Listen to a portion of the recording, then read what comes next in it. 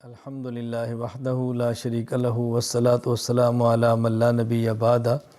پارہ نمبر 18 سورۃ المؤمنون۔ چونکہ سورت کا آغاز ہی لفظ المؤمنون سے یوں ہے، قد افلح المؤمنون، پہلی آیت میں المؤمنون کا ذکر ہے، تو سورت کا نام سورۃ المؤمنون رکھ دیا گیا ہے۔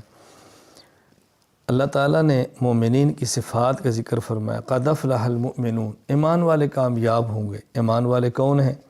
نمبر 1، نماز میں خشوع اور خضوع کا خیال کرتے ہیں، لغو اور بیہودہ چیزوں سے بچتے ہیں، زکوٰۃ کی ادائیگی کرتے ہیں، زنا اور فحش کاموں سے بچتے ہیں، امانت کا خیال کرتے ہیں، امانت کی حفاظت کرتے ہیں، اپنے عہدوں کو پورا کرتے ہیں۔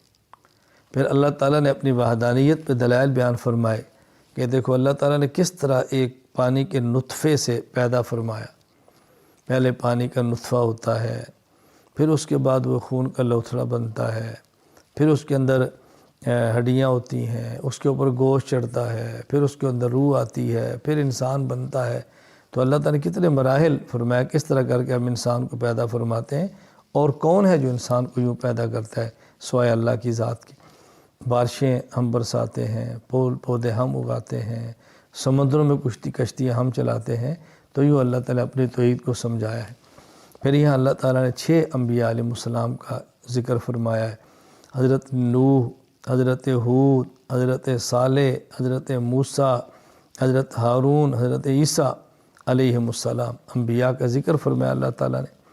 پھر فرمایا کہ دنیا میں مختلف لوگ ہیں، ہر ایک نے اپنا ایک راستہ بنایا، فَتَقَطَّعُوا أَمْرَهُمْ بَيْنَهُمْ زُبُرًا كُلُّ حِزْبٍ بِمَا لَدَيْهِمْ فَرِحُونَ۔ باطل والے اپنے باطل پہ خوش پھر رہے ہیں، اور وہ سمجھتے ہیں شاید وہ حق پر ہے، حالانکہ وہ باطل پر ہے۔ تو مختلف یہاں فرقے بٹے پڑے ہیں، باطل والے نے راستے بنائے ہیں، تو ہمیں سمجھایا گیا کہ تم الگ راستہ اختیار نہ کرو، قرآن کریم کا راستہ اختیار کرو، سنت کا راستہ اختیار کرو، پیغمبر والا راستہ اختیار سے بہت زیادہ خیال کرنا چاہیے۔ اللہ تعالیٰ پھر اپنے عذاب سے ڈراتے ہیں۔ اللہ تعالیٰ اللہ تعالیٰ مومنین کے بارے میں فرماتے ہیں کہ ان کی صفات ہیں، اللہ کے عذاب سے ڈرتے ہیں، آیات پر ایمان رکھتے ہیں، ہر عمل اللہ کی رضا کے لیے کرتے ہیں۔ اچھا، پھر نیک عمل کرتے ہیں اور ساتھ ڈرتے بھی ہیں۔ نیک عمل کیے اور ڈرتے ہیں، پتہ نہیں قبول ہوگا، پتہ نہیں قبول نہیں ہوگا، اس کا بہت زیادہ خیال کرتے ہیں۔ اور سرکشوں کو یہ بات سمجھائیے کہ یہ لوگ نہ عقل کا خیال کرتے ہیں، نہ علم کا خیال کرتے ہیں، ضد، اناد، سرکشی کرتے ہیں، اپنے حق کو خواہشات کے مطابق رکھنا چاہتے ہیں۔ بھلا یہ کیسے ہو سکتا ہے؟ یہ حق تمہاری خواہش کے مطابق ہو جائے، ایسا نہیں ہو سکتا۔ آخر میں اللہ تعالیٰ فرماتے ہیں دیکھو بعض اشقیاء ہیں اور بعض نیک بخت ہیں، بدبختی سے نکلو اور نیک بختوں کے اندر شامل ہونے کی کوشش کرو، اور یقین بنا لو افحسبتم انما خلقناکم عبثا، تم کیا سمجھتے ہو کہ تمہیں فضول پیدا کیا ہے؟ کوئی تمہاری پیدائش کا مقصد نہیں ہے؟ ہرگز ایسی بات نہیں ہے۔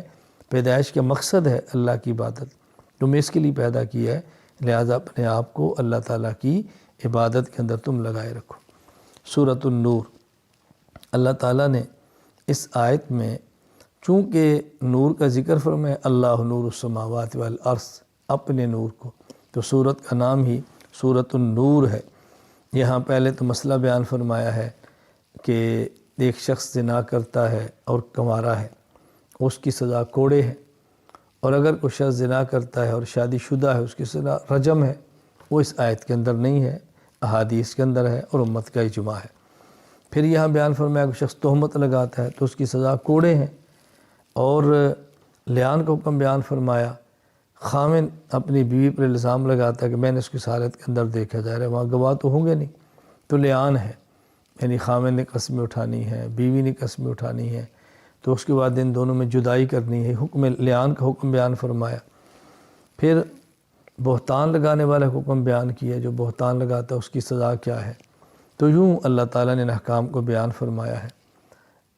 حضرت ام المؤمنین عائشہ رضی اللہ تعالیٰ عنہا پر جو منافقین مدینہ نے الزام لگایا تھا، ان کی صفائی میں اللہ تعالیٰ نے 2 رکوع نازل فرمائے ہیں، طہارت بیان فرمائی ہے، نزاہت بیان فرمائی ہے۔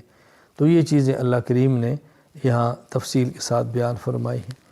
پھر اللہ تعالیٰ نے مومن کے دل میں جو نور ہے اس کو کیسے سمجھایا، اللہ تعالیٰ نے اپنے نور کو کیسے سمجھایا، اللہ نور السماوات والارض مثل نوری کمشکات فیہا مصباح المصباح فی زجاجہ، کہ یوں سمجھو کہ جیسے ایک تاخچہ ہے، اس تاخچے کے اندر ایک چراغ ہے اور اس چراغ کے اندر تیل زیتون کا ہے، صاف اور شفاف، ایسے آگ قریب گئی نہیں اور پکڑی نہیں۔ تو یوں مومن کا ایمان بھی ایسے چمکدار ہوتا ہے، حق کو بڑی جلدی قبول کرتا ہے اور حق پہ عمل کے لیے تیار رہتا ہے مومن اس نور ایمانی کی وجہ سے۔ اللہ تعالیٰ نے بہت پیاری مثال دے کر سمجھائی ہے۔ پھر اس صورت میں اللہ تعالیٰ نے رسول اکرم صلی اللہ علیہ وسلم کی مجلس کے بہت سارے آداب بیان فرمائے ہیں کہ پیغمبر کی مجلس کے اندر آؤ، بلا اجازت نہ جایا کرو، پوچھ کر جایا کرو، نبی کے حکم کی مخالفت نہ کیا کرو، اس سے تمہیں نقصان ہوگا۔ پھر پیغمبر کا آپ پاک کو حکم دیا، اگر آپ سے اجازت لیتے ہیں، کوئی جانا چاہتا ہے، آپ ان کا عذر قبول فرمائیں اور آپ ان کو جانے دیجئے۔ سورۃ الفرقان، الفرقان کا معنی حق اور باطل کے درمیان فرق کرنے والا، چونکہ اس صورت میں الفرقان فرمایا ہے، حق اور باطل کا فرق کرنا، اس لیے اس صورت کا نام ہی سورۃ الفرقان ہے۔ تبارک الذی نزل الفرقان، یعنی قرآن کریم کو اللہ پاک نے فرقان، حق اور باطل کے درمیان فرق کرنے والا بیان فرمایا۔ مشرکین جو اعتراضات کرتے تھے ان کا جواب دیا ہے، مشرکین کے دعووں کی تردید کی ہے، وہ کہتے ہیں قرآن قصے ہیں، کہانیاں ہیں، افطراء ہے، من گڑت ہے، اس کا جواب دیا۔ اور پھر انبیاء علیہ السلام کے بارے میں وہ کہتے تھے یہ تو بشر ہیں، بازاروں میں پھرتے ہیں، کھانا کھاتے ہیں۔ پھر ان کا خیال یہ تھا کہ بشر ہیں تو یہ نبی کیسے ہو سکتے ہیں؟ نبی تو ہوتا ہے جو بازاروں میں نہ پھرے نہ کھائے۔ اس پر اللہ تعالیٰ ان کی تردید فرمائی ہے کہ ایسی بات نہیں ہے۔ میں ایک بات عرض کیا کرتا ہوں کہ بہت سارے لوگ آج کے اور اس دور کے ایک نقطے پر شاید متفق ہیں کہ بشریت اور نبوت اکٹھے نہیں ہوتے۔ فرق کیا تھا؟ وہ دیکھ رہے تھے، وہ کہتے بشر ہے، نبی نہیں ہے۔ اور آج کے کئی لوگ ہیں جو نبی پاک کو دیکھا نہیں، وہ کہتے ہیں جی نبی پاک نبی تو ہیں لیکن بشر نہیں ہے۔ حالانکہ رسول اکرم صلی اللہ علیہ وسلم اور دیگر انبیاء علیہ السلام بشر بھی ہیں اور نبی بھی ہیں۔ نبوت اور بشریت میں علیحدگی نہیں ہے، وہی نبی ہے، وہی بشر ہے۔ اللہ تعالیٰ نے بشر کو افضل اور اشرف المخلوقات بنایا ہے، مسجود الملائکہ بنایا ہے، اپنا نائب بنایا ہے، تو بہت بڑا رتبہ ہے بشریت کا۔ تو اللہ تعالیٰ نے بات سمجھائی ہے اور آخر میں پھر یہ فرمایا کہ آج مشرکین کو بات سمجھنی چاہیے، قیامت کا دن ہوگا، پھر وہ موت کو طلب کریں گے تو موت بھی نہیں آئے گی۔ اس وقت سے پہلے اپنے آپ کو بچاؤ، صحیح عقیدے اختیار کرو، توحید پر آؤ، رسالت پر آؤ، قیامت پر آؤ اور نیک اعمال کو اختیار کرو۔ وآخر دعوانا الحمد للہ رب العالمین۔